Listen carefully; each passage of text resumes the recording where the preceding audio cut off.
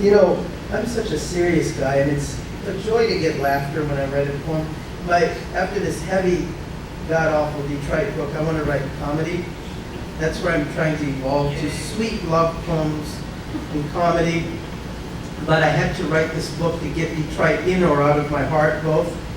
And so I want to just say a little bit about the intent. The intent, I think, was to write a book that celebrated Detroit, being born and raised here, that held it up in grace, and mourned what it won't do, what it did do, what it was, and what it could be, and celebrated it likewise. So the other piece on this for me was that I decided I couldn't possibly write a poem or a book about Detroit without giving back to it. It felt too elitist. So I'm donating the proceeds from those who buy this book. I'm donating them to the Inside Out Literary Arts Project. It's a wonderful, wonderful program in the city that really, really helps young people write from the hearts, helps them heal their little hearts with words. And so for me, that completes a nice giveaway for me, and it doesn't make me feel so lonely. And so I invite you to buy this book. You are not doing it for me. You're doing it for the kids of Detroit. And that feels unselfish to me. It feels great. So I want to celebrate the artists here and read a poem called Concrete Art. And this poem, I'll just say one little thing about it. My twin brother and I, when we lived down in the Cass Corridor, he was in art school. And we would get in his 64 Falcon. God, I miss that car. Whoa. And we would drive around, and my twin was studying art, and so he would point to the cement around the city, and he would teach me which artists were represented in the cement concrete art. And so this poem is for you artists here, and for the art in the ruin. Concrete art.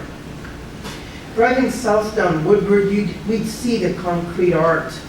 My brother and I, when he was in art school studying fine arts, down in the ghetto of the Cass Corridor, where the Victorian homes were collapsing into an eyesore of demolition and into shelters for toothless recovering addicts and Jackson prison releasees. And after a cup of coffee at his studio, we'd climb into his rotting 64 Falcon, and we'd steer off John R. onto the freeway.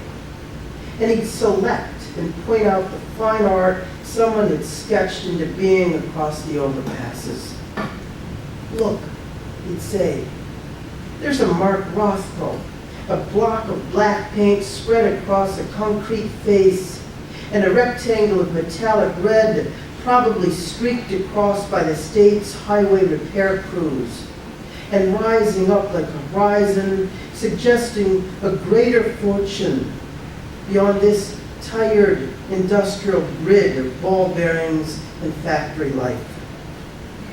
Or there's a Robert Motherwell, a lost frame from the famous Elegy to the Spanish Republic series, black stripes and ovals crawling across a demolished wall, highlighting the desperation and anguish the citizens felt after the fascists executed Lorca. Or he'd point to a crumbling overpass and identify a Clifford Still, saying, look at the crawl of paint, leaving blank spots and streaks, as if the artist, who would have been a harsh Midwest climate, had ignored the cruel process of sissing and had spun away into another location, leaving this wind and rain and the coarse haphazard city winds to complete the rest of the job. Or he'd find a smashed ball of yellow paint exploded with gusto over a rusty brown viaduct, and he'd say, look, there's an Adolf Gottlieb, counterpoise circa 59, one of the famous pictographs, put there by the artist for the people, signifying ancient hope or peace. We drive on like this, seeking evidence that there could be something greater to the demolished cement of the city's bridges and puddles. For we were looking for proof of life amidst this beautiful rust, for something worth our loving here in the ruin. 1,000 years ago, I was working on East Jefferson Avenue in Detroit, working with runaways. For those of you who don't know, I'm a psychotherapist. And I started out with the bottom of the barrel, wounded, injured kids that were running away from violence and craziness. And it was the 5th Precinct District, and the EMS people would, well, it was called Cracktown, but the EMS people were scooping up so many bodies off the street. They called it Corpse Town. And I was a youth worker, and I was in charge of the runaways. And this little girl, we were on an outing at Park Plaza, and this little girl, I was in charge of her and a couple of other kids, and I never forgot this story because for some reason incalculable to me, her parent, her mother, named her Vendetta. And so, being curious, I seized the opportunity in a private moment with her to ask her what her name meant to her. And so this poem is called Fist because it takes place in Park Plaza where Joe Lewis's fist is sitting there prominently. And I sent this out to John Jeff Fire, who wants me to read it, and it is my pleasure to do so. Fist. When I sat on the green bench beside the little black girl whose name was Vendetta, I asked her what her name meant to her. She was the daughter of a mama from Alabama, she said, but was being raised by her grandma, who was over there at the carnival stand in Park Plaza, buying French fries and hot pretzels. The festival blazed on. Speedboats cut waves in half. Sailboats mended them. The buildings of downtown glowed like marble statues. I was in charge of the world, which someone had told me was just a set of wheels on a broken axle. My real job was to look out for the girl whose name was Vendetta. Her white shoes dangled. She munched cotton candy. She stroked her arm and brushed all of the world off of it. Some of the world landed on my shoe, some on her ankle.